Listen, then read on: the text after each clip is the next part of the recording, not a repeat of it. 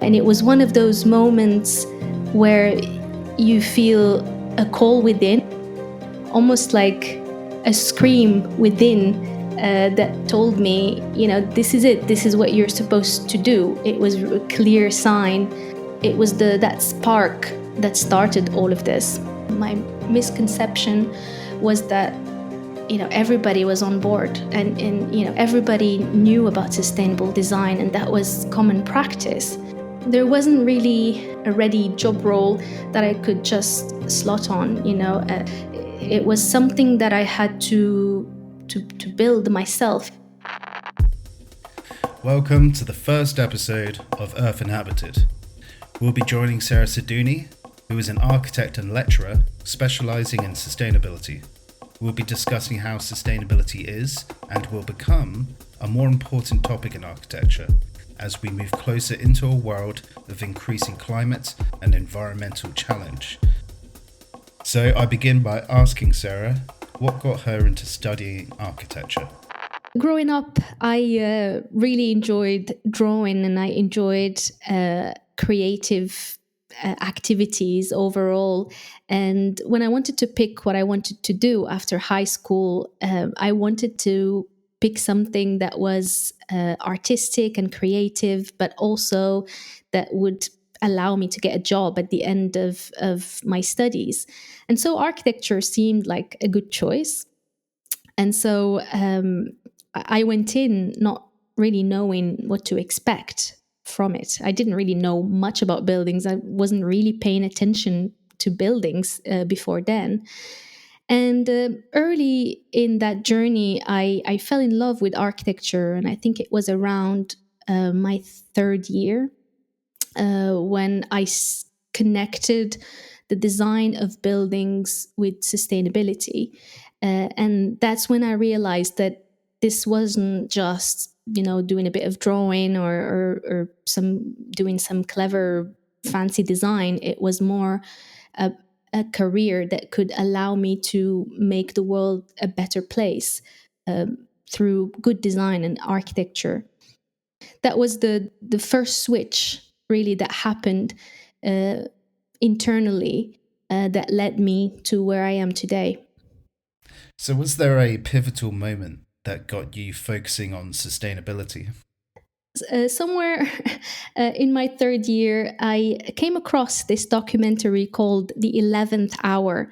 And it was a documentary about the environment and the state of the environment. And it was narrated by Leonardo DiCaprio, I remember. And it really painted a very bleak picture of the world today, and it connected all of the severe weather events to climate change. And watching that documentary, I was scared, I was worried, and it really hit hard. But towards the end of the documentary, there was a whole chapter about how architecture could help turn that around, and how already really great architects like William McDonough were already doing that work. And that gave me hope. But also because I was studying architecture, I thought, this is great. This is what I'm meant to do. And it was one of those moments where you feel a call within. I don't know if you've ever experienced that, Sebastian, but it was almost like a scream within that told me, this is it. This is what you're supposed to do. It was a clear sign that I was meant to do that and get involved in that. And since then I was. I started looking for master's degrees abroad, and how I could study this even more. And it just really, it was that spark that started all of this. So that was the spark that started your journey. Was there already a path laid out for you? No. So that was, that's interesting. That's an interesting question. I there wasn't, and I had to do a lot of research to actually understand what the next steps were for me. In architecture school, we didn't mention that, but I studied architecture in Morocco. So I was born in Morocco and studied architecture in Morocco, and graduated, qualified as an architect there. And we did do sustainable design, and we did study that a little bit, but not in depth. And so I was looking at programs where I could deepen that knowledge further.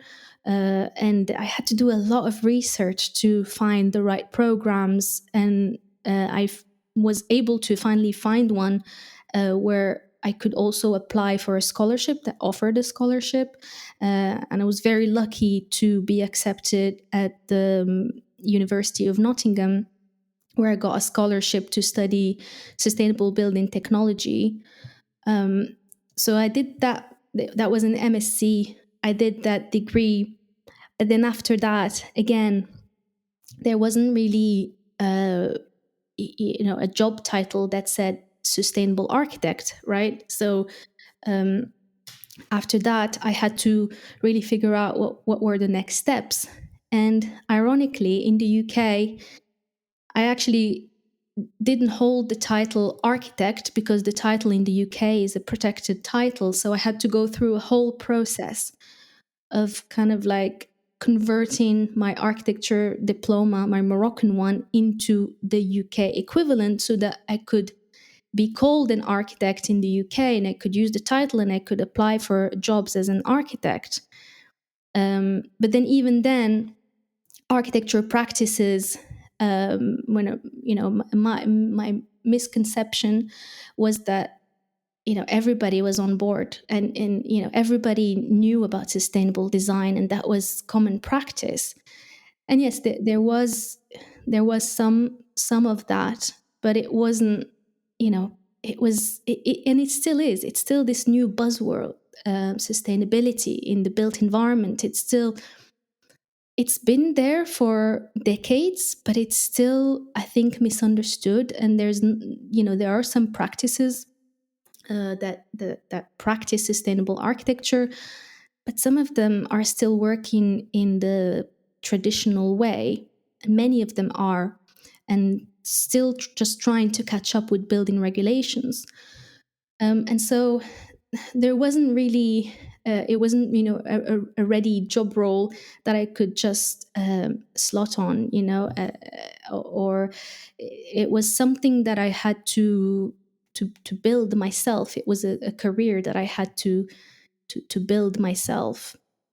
And so for every project that I was involved in, I tried to see, okay, how can we introduce sustainable design? And the interesting thing is that architecture practices employed me because of my sustainability expertise. So while I thought that I was going to go somewhere and be trained to become this great sustainable architect, actually, companies employed me because of the sustainability degree. And so it wasn't, I was actually the expert, and I was just at the beginning of my career. And so, yeah, it was a long journey.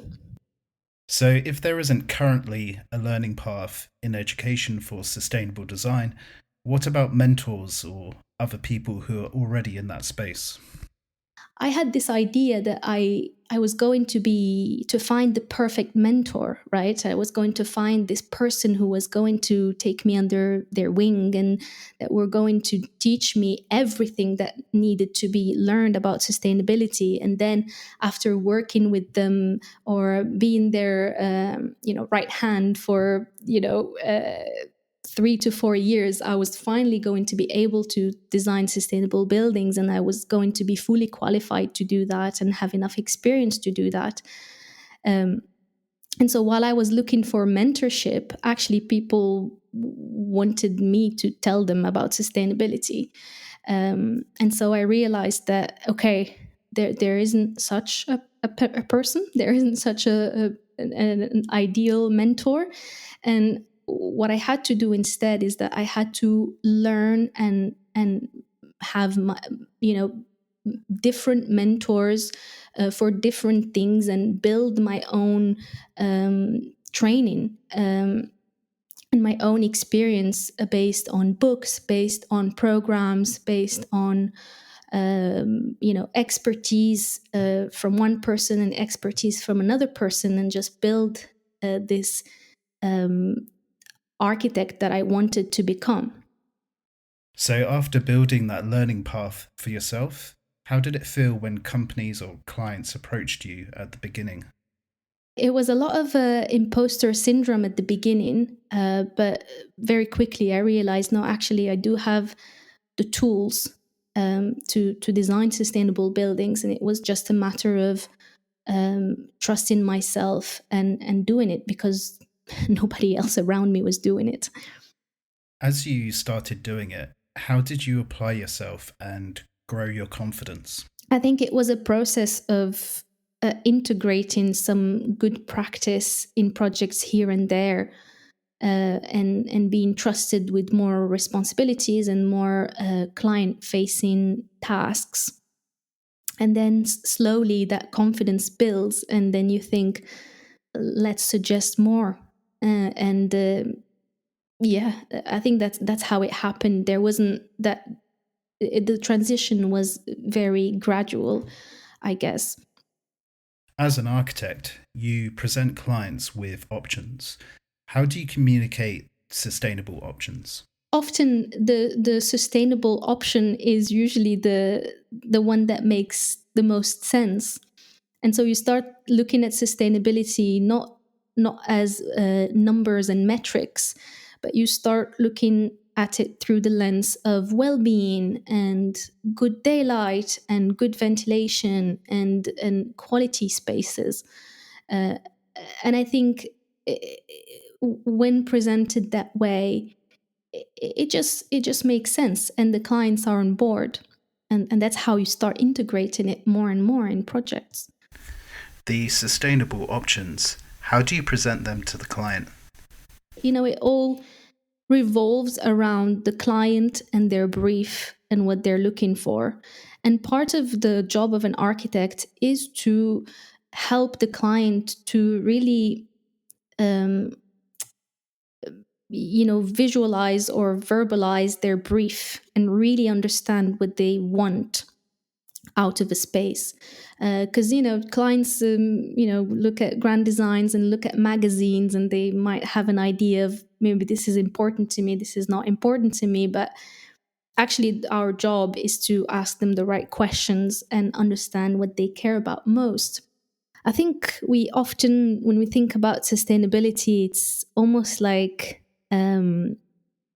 us against them. It's thinking about it in terms of this is a cause that I care about, um, and that everybody else should care about it, and there's right or wrong.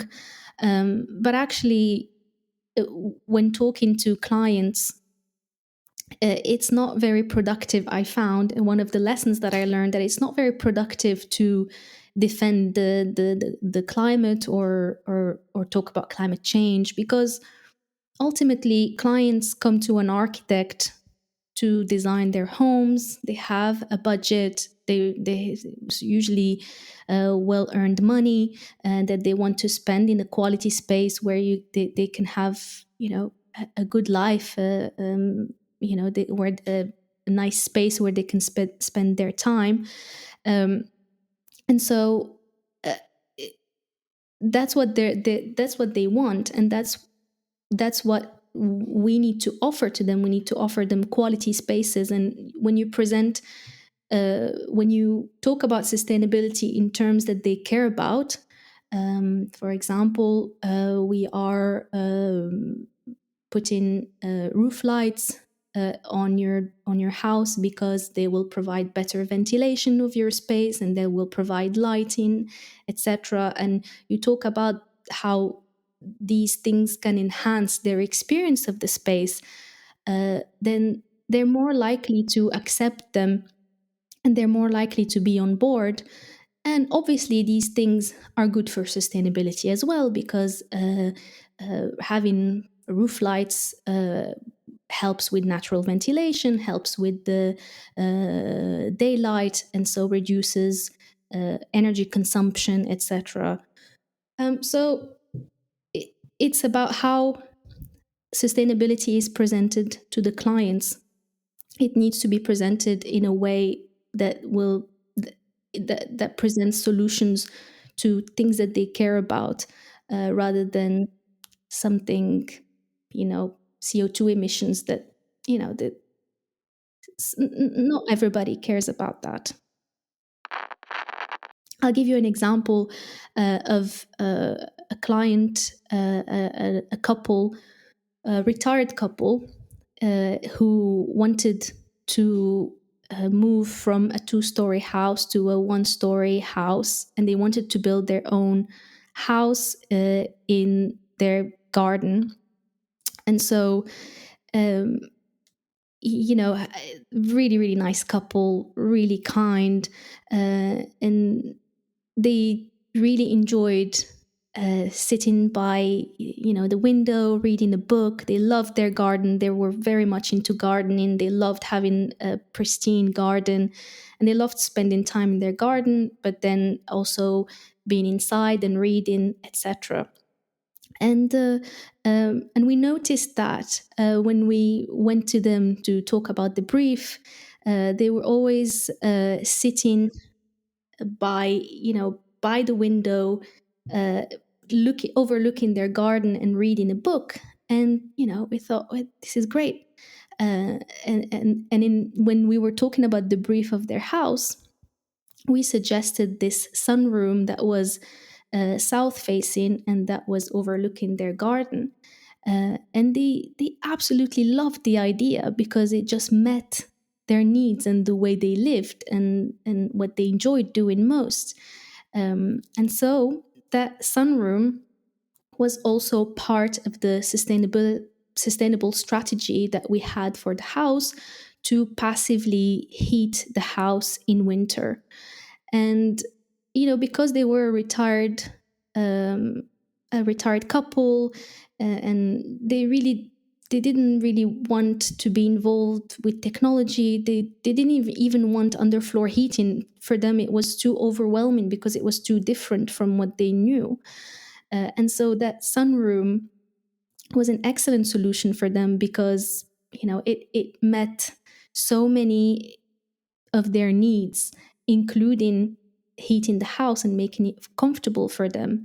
And so this is how you can meet the brief, by introducing some architectural features that actually enhance the user experience, rather than something that you just give them, and you have to deal with it. I'll put a heat pump in your house and you deal with it. It's not how it should be presented to the client. It should really, really meet their brief. It feels like sustainable design is more holistic in that it gives the clients more options, which could cover many more of their needs. As an example, you're designing for a space in such a way that it wouldn't require a heat pump in the first place. As an obvious benefit, this reduces their energy bills. Absolutely, and yeah, cheaper, reduces their energy bills, and gives them a sense of well-being, and they'll get more of their house. Uh, and don't get me wrong, I have nothing against heat pumps. I mean, obviously, we need heat pumps, we need solar panels, but that's also what I teach my students. First, let's look at the climate. Let's look at what works in the climate. Then we suggest we optimize the building as much as possible without any machines, and we optimize that building to that climate, by using passive strategies. So how can we say, for example, when we're in a mild, cold country like the UK, how can we make that building as warm as possible without using any machines? And then obviously there will be times during the year where we will need heating or not. But and then when there is this need to heat the house, then we can depend on technology then. But it shouldn't be the thing that is leading the design. It should be right at the end, that will help us meet the comfort, um, you know, but not rely on it completely for comfort. Considering the global climate is shifting and intensifying for everyone as we transition out of our climate comfort zone, do you think designing buildings with these concerns in mind will become a leading design principle? Oh, absolutely. And this is not new at all. This is, this is just common sense that has been developed through centuries. Before machines, our ancestors, this is how they built. And the more extreme the climate, then the more buildings were tailored towards that climate, and the more ingenious the solutions were for the climate. And there are many examples. I'll give you one from Morocco, because I know it very well. It's the Riyadh, with the buildings, the traditional building with a courtyard and with a water feature in the middle. So the Riyadh is built with very high thermal mass, so very thick walls that absorb the heat during the day and then release it during the night. The courtyard helps with ventilation. The water point in the courtyard helps with introducing a bit more humidity in the atmosphere, which enhances the feeling of comfort. And it's very easy. You walk through the busy town, and then it's really hot in Marrakesh, really, really hot. And then you enter the Riyadh, and it's like it's air conditioned. It really is. It's just, and without any machines, it's just how it's designed. It's designed to be cool.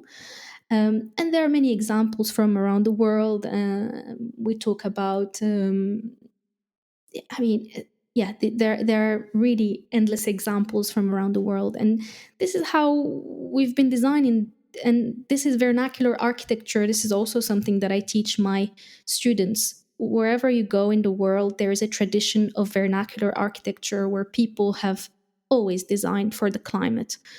And so it was the introduction of machines and air conditioning and heating, where humans started being able to control the environment, where all of that wisdom was almost thrown out of the window, because, well, now we don't have to obey to the weather outside. We can build whatever we want and then just plug a machine to it and it will just work.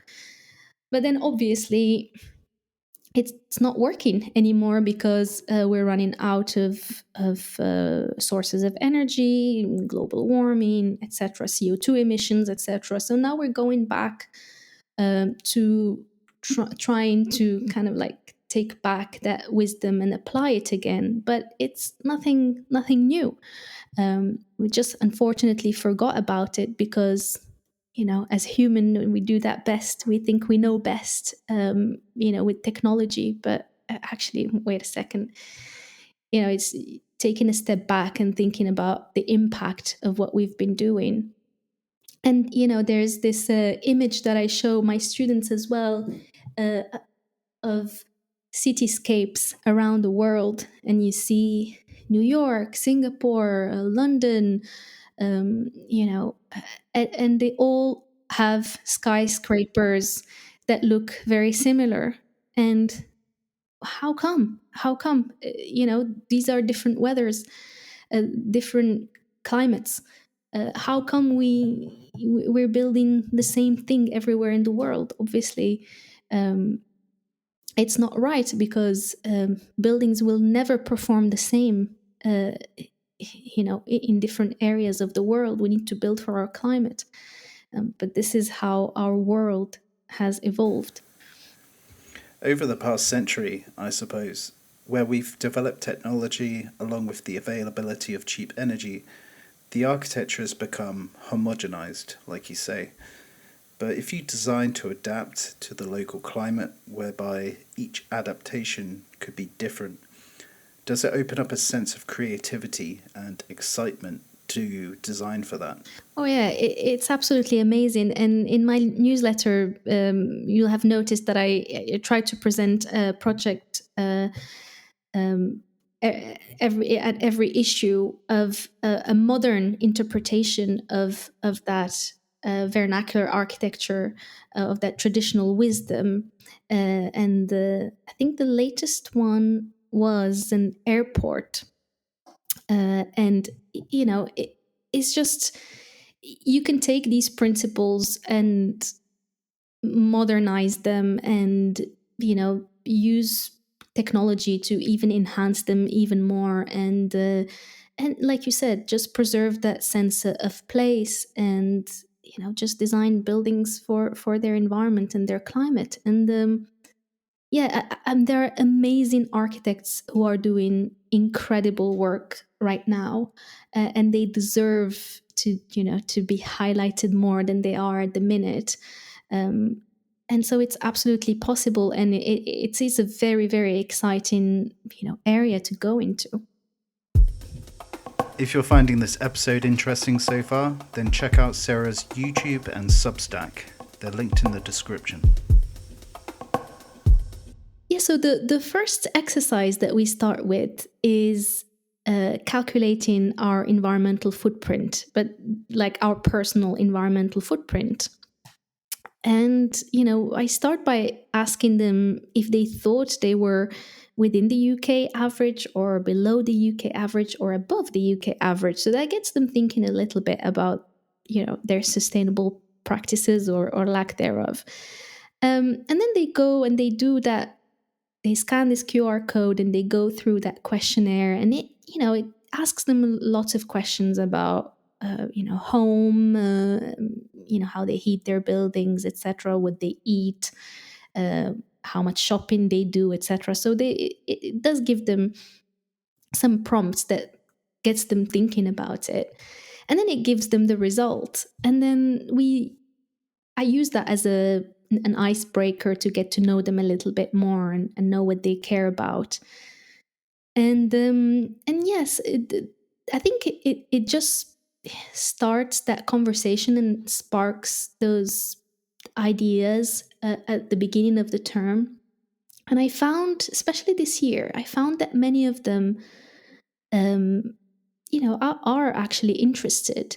And one exercise that we do is that we talk about our values.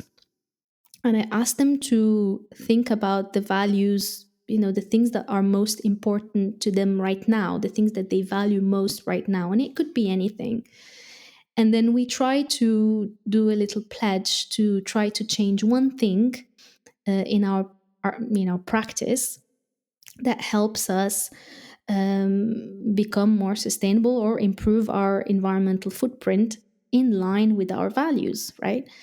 And I was very surprised that many of them, and this generation, I think in general, value health and well-being.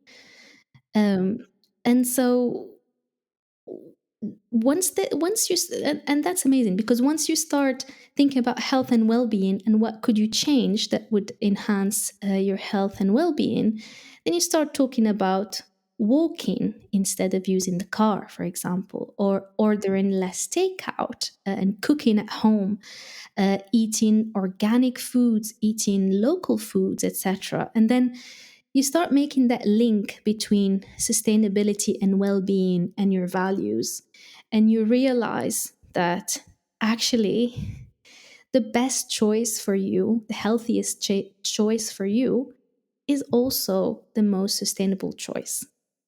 And I think that link that they make at the beginning is really important, because that's the thread that that goes through all the module. and talking about sustainability and presenting it in those terms, rather than just numbers. We do numbers, of course. We calculate uh, carbon, and we do calculate solar panel outputs, and we go through all of it. But the numbers are just one part of the story. It's mostly about um, our values and how we want our world to be, and how we want to live our lives, and how we choose to live our lives. And obviously we talk about all the contradictions as well, and the fact that, some of us have family abroad and we have to fly to go see family abroad, and uh, flights are really what wrecks your environmental footprint. If you fly, back and forth somewhere in 1 year, that's it. You are, above what you're supposed to be.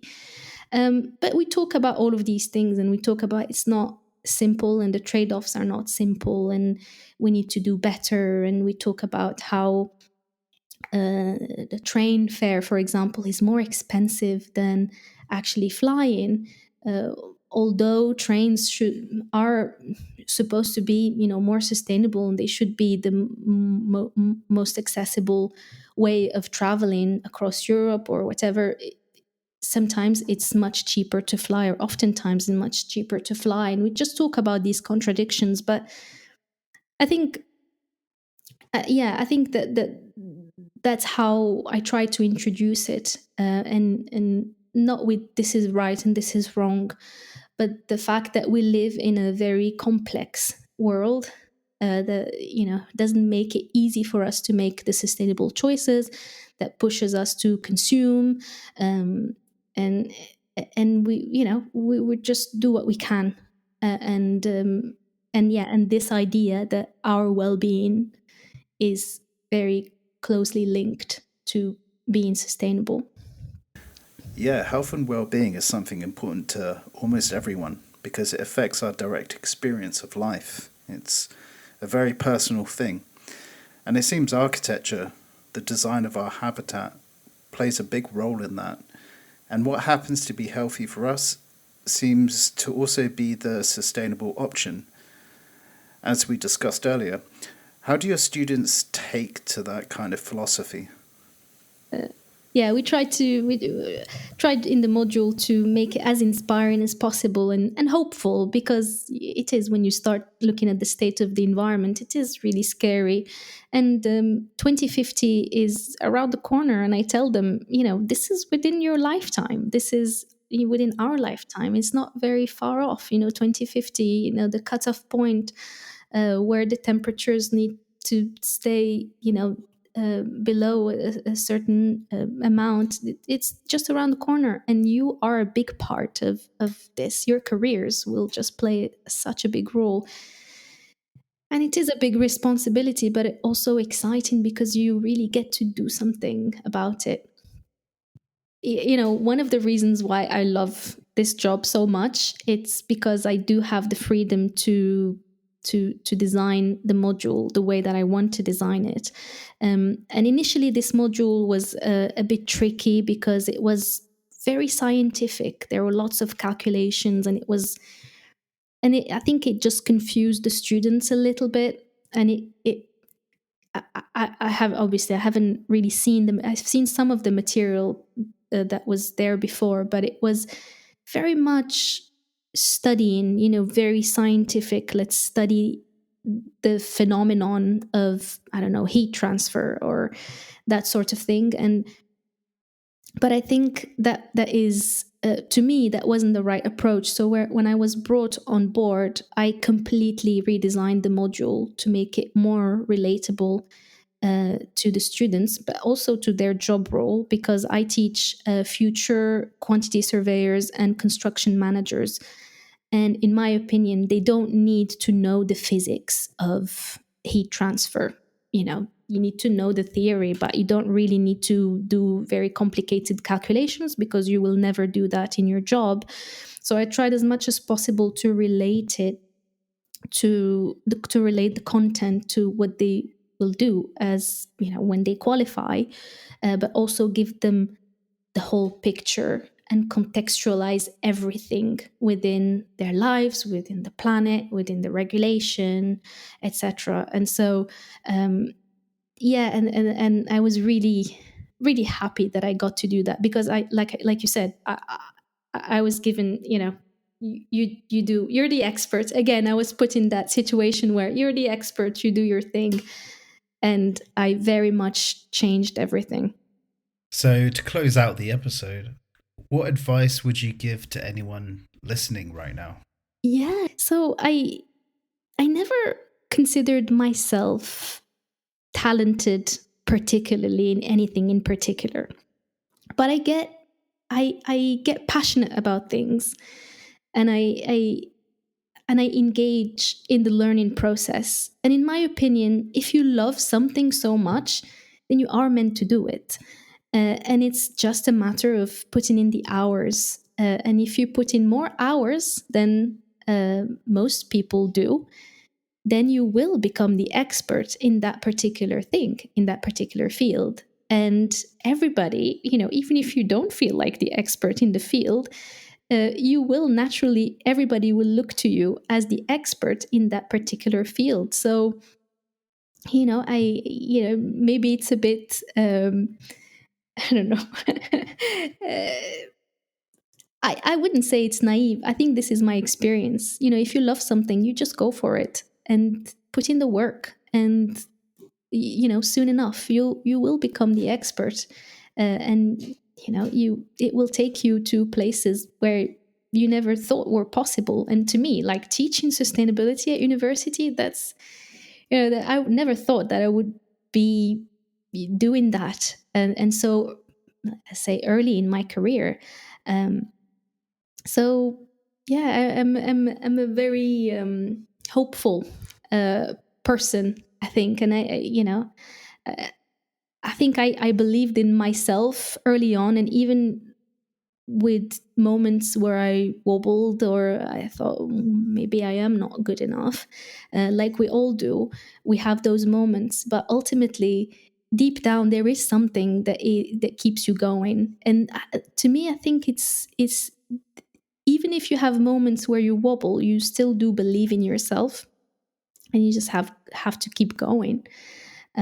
So yeah, it's a great field to be involved in, and there's so much that you could do in sustainability, and it's just a matter of finding what you're truly passionate about. To me, for example, is I'm interested in many things in sustainability, but particularly passive design strategies, as we've discussed. How can you engineer a building without machines? To me, that's really what I really like. It's very, very niche, but I'm passionate about it. And I realized once I started sharing that knowledge on the internet that many other people are passionate about it. And so it's just a matter of finding what you love and just going for it, I think. And don't worry about, imposter syndrome or being an expert or not. It's that happens. Becoming an expert or being seen at least as an expert in the field happens organically if you've put in enough hours and work. Well, that wraps up the first episode of Earth Inhabited. If you found any of this interesting or inspiring, then please check out the links in the description. Sara has so much more for you to explore.